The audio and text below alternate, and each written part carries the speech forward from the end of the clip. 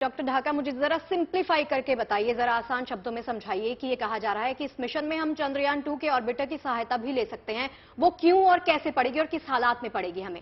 Okay, मैं ये बताना चाहता हूँ आपको थोड़ा, जो चंद्रयान 2 हाँ। का जो अपग्रेडेशन हुआ है वो हमारे लिए बहुत ही ज्यादा इंपॉर्टेंट है। एंड उसका सबसे बड़ा जो एडवांटेज हमें मिला, एक तो ये है कि जब हम ये रोवर जो लैंडर है वो जब उतरता है वहां पे उसकी सतह पे, तो उसकी सतह पे उतरने के लिए आपको पहले 1/2 किलोमीटर बाई 1/2 किलोमीटर का दायरा मिल रहा था।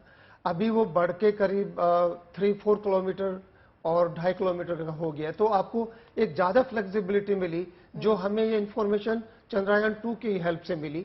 अदरवाइज पहले उसमें बहुत ही नैरो एरिया है, जिस एरिया में गलती अगर हो जाए तो हमारे लिए मुश्किल था। अब वो चीजें हमने पा ली है उस डेटा को एनालिसिस करने के बाद में, ये हमारे लिए बहुत ही ज्यादा इंपॉर्टेंट है। नंबर 2, जो प्रोफेसर पैट्रिक दास ने बताया कि जो कुछ इंफॉर्मेशन जो हमारे नए इंस्ट्रूमेंट्स हैं जिनको यूज करके हम केमिकल कंपोजिशन हमने कर सकते हैं सॉइल का, उसका थर्मल स्ट्रक्चर हम देख सकते हैं, तापमान देख सकते हैं। और हमें जो 14 दिन की विंडो मिलती है, हमें पता है कि जो एक दिन चंद्रमा पे जो है हमारा, वो 14 दिन का है। उस 14 दिन को हमें इस्तेमाल करना है और उसके बाद वहां पे टेम्परेचर काफी कम हो जाएगा। और मैं एक चीज और इसमें आपको जोड़ना चाहूंगा, क्योंकि ये हम साउथ पोल पे उतर रहे हैं, उसके काफी नजदीक है, करीब 300 किलोमीटर के फासले पे, जो पहली बार हम ऐसा काम कर रहे हैं। उससे पहले वो नहीं हो पाया।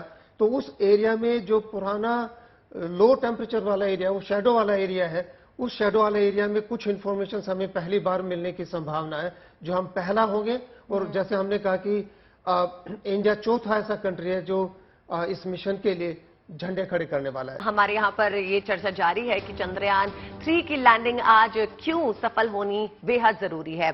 तो डॉक्टर साहब, डॉक्टर अमिताभ, मैं आपसे ये जानना चाहूंगी कि आज अगर ये लैंडिंग जो है, जिसकी हम उम्मीद कर रहे हैं कि सफल हो जाए, ये मिशन जो है सफल हो जाता है, तो बताइए कि चांद पर पहुंचने के बाद हम ऐसा क्या जान पाएंगे या क्या बेहद इंफॉर्मेशन लेनी जरूरी है जिसके लिए हम इतने जतन कर रहे हैं? देखिए, इसमें हमें सबसे पहले तो ये समझना चाहिए कि हम साउथ पोल के पास क्यों जा रहे हैं। जब चांद पे वाटर की डिस्कवरी हमारे चंद्रयान ने की थी, तो पता चला है कि चांद में के जो ध्रुवीय इलाके हैं, जो धरती के ध्रुवीय इलाके हैं, वहां पे उनके क्रेटर्स में हमेशा बर्फ जमी रहती है, जो कभी पिघलती भी नहीं है। तो वो साउथ पोल के आसपास के पूरे इलाके की, वहां की सॉइल की समझ, उसमें क्या वाटर की पॉसिबिलिटी है सॉइल के नीचे, और जो आगे फ्यूचर मिशन के लिए बहुत जरूरी है। क्योंकि चंद्रमा के पीछे हम क्यों पड़े हुए हैं, उसकी वजह जो ओवरऑल अगर हम स्पेस मिशन का फ्यूचर देखें तो ये समझा जा रहा है कि चंद्रमा हमारा लॉन्च पैड होगा दूसरे प्लैनेटरी मिशंस के लिए।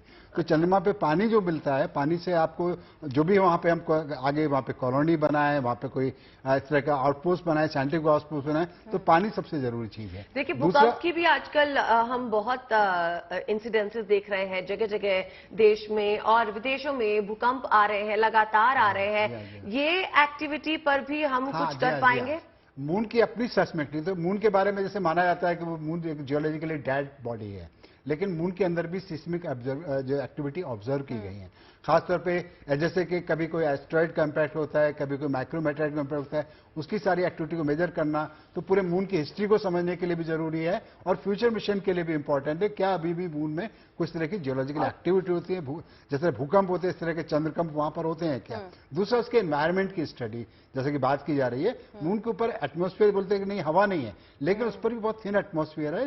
जो सोलर रेडिएशन जो मून के ऊपर आ रहे हैं, जो मून के ऊपर बरस रहे हैं, उसका क्या इंपैक्ट होता है मून के ऊपर, मून की सॉइल की कंपोजिशन क्या है, वहां पे कितना गर्मी, कितना ठंडा होता है, कितना ठंडा हो जाता है, टेम्परेचर रेंजेस क्या होती हैं, ये सब हमारे इस चांद को समझने के लिए बहुत जरूरी बात है।